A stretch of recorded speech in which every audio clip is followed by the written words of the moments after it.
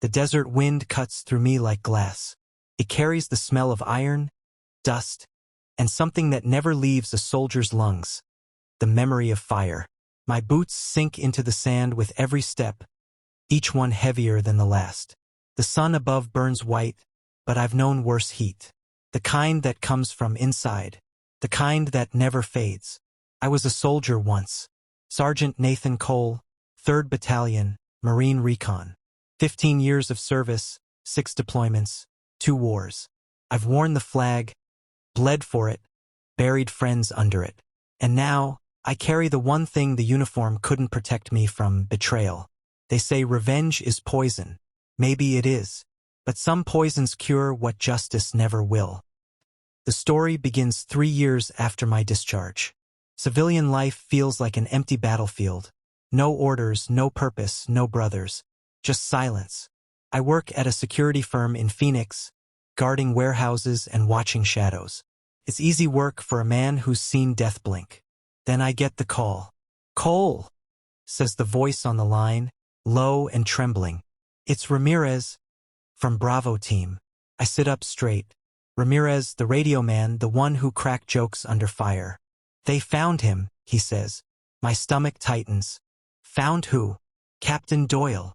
The name hits harder than any bullet. Captain Mark Doyle, my commanding officer in Kandahar. The man responsible for my court-martial.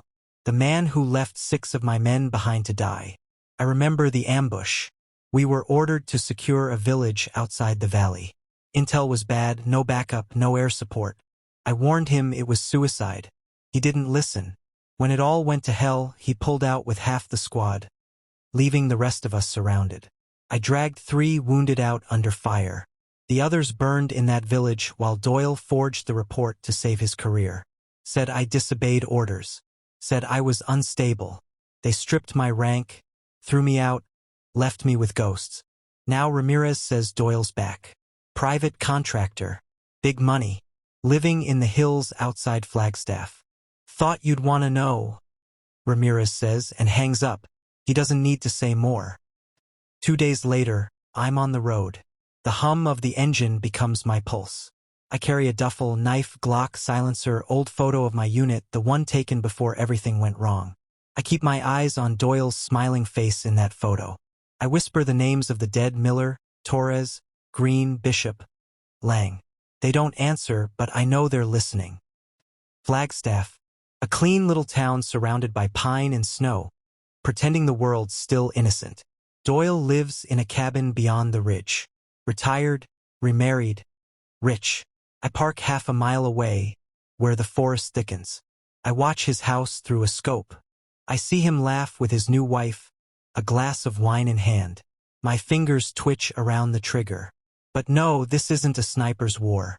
It's something quieter, something personal. I watch for 3 days, learn his routine. Morning jog, coffee at the porch, calls with his clients.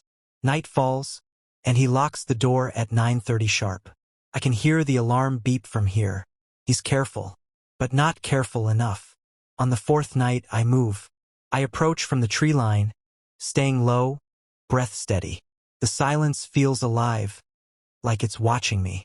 I cut the power line, slip through the shadows, pick the lock. Inside, it smells like cedar and comfort, the kind of home built on lies. I see photos, him in uniform, medals polished, smiling with generals. My stomach twists. Those medals should have belonged to the men he left behind. Footsteps. He's coming down the hallway. I step out. He freezes, coffee mug in hand, eyes widening like he's seen a ghost. "Cole?" "Yeah," I say. "It's me." He stares at me like he's calculating whether to run or talk. His voice trembles. "Jesus, I thought you were dead." I finish for him. "A lot of people thought that." I take a step closer. "We need to talk." He sets the mug down slowly. "If this is about Kandahar, it's only about Kandahar." His jaw tightens. "I did what I had to do." I laugh sharp, humorless. "You left men behind. They were dead. They were breathing when you called retreat." I shout. "I heard them screaming." He flinches. "You don't understand, headquarters." I cut him off. Headquarters didn't write that report. You did. He exhales shakily. You think you're the only one who lost something? I lost men too, Cole. I carried that guilt every day. Guilt doesn't buy you a lake house. His face hardens. You came here to kill me? I hesitate. Maybe. Maybe not. I'm not sure anymore. He walks to the table, slow and deliberate. If you do this, it won't bring them back. I raise the gun. It's not about bringing them back. He stares down the barrel, eyes calm now. Then it's about you. I pull the trigger. The sound is deafening. His body hits the floor. A dark stain spreads under him. For a moment, there's nothing. No sound. No movement. No relief. Just silence. Then I hear a voice. Not Doyle's. A woman's scream from upstairs.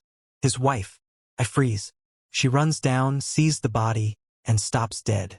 Her eyes lock on me. Oh my God, Mark! Her scream cuts through me like shrapnel. I lower the gun. He deserved it. I say, voice shaking. She backs away. Who are you? I don't answer. I can't. She grabs the phone, trembling. I run. The forest swallows me whole. My breath comes ragged, the world spinning. Every step echoes with Doyle's words. It's about you. He's right. It's never been about justice. It's about me not knowing who I am without the war. Without the hate. The moon hides behind clouds as I collapse beside a tree. I press my hands against the earth, whisper the names again. Miller, Torres, Green, Bishop, Lang. You can rest now, I tell them. But even as I say it, I know they won't. Because neither will I. Morning comes with sirens in the distance. They'll find the house, the body, the trail. Maybe they'll find me too. I reach into my pocket and pull out the photo. 6 faces smiling under the desert sun. 1 ghost staring back. I tear it in half, keeping only the piece with their faces. The forest feels colder now. I could disappear, change my name, vanish across the border. But some battles aren't meant to be escaped. So I walk toward the road. A police cruiser passes in the distance. I step out, raise my hands, the gun still warm in my grip. The officer shouts something, but I don't hear it. The world fades into white noise, like the wind in Kandahar. For the first time in years, I feel quiet. Maybe that's what peace really is. Not forgiveness, not redemption, just silence after the storm. They arrest me. The trial moves fast. Manslaughter, second-degree murder, media frenzy. Disgraced veteran kills former commanding officer. They paint me like a monster, a broken relic of a forgotten war. Maybe they're right. In prison, the walls are gray, but they feel cleaner than the world outside. Every night I write letters I'll never send, to the families of my men, to Ramirez, to myself. Sometimes, when the lights go out, I hear their voices. Miller laughing, Bishop humming that country song he loved. I smile. They're still with me, and maybe that's enough. Years pass. My hair turns gray, my hands shake when I write. But I still remember the desert, the faces, the fire. I remember Doyle's last words. It's about you. He was right again. It was never revenge. It was confession. I look through the barred window one last time. The morning sun rising over the yard. Tomorrow they'll release me. I don't know what kind of world waits outside. But I know this, if I have to live, I'll live as the man my brothers believed I was. Not the one Doyle made me. Not the one revenge nearly destroyed. Just Nathan Cole. A soldier. A sinner. And finally, a man at peace. In the soldier's silence, follow the haunting journey of Sergeant Nathan Cole, a once decorated Marine whose life was shattered by betrayal. After 15 years of service and the loss of his brothers in arms, Cole is left with nothing but ghosts and guilt.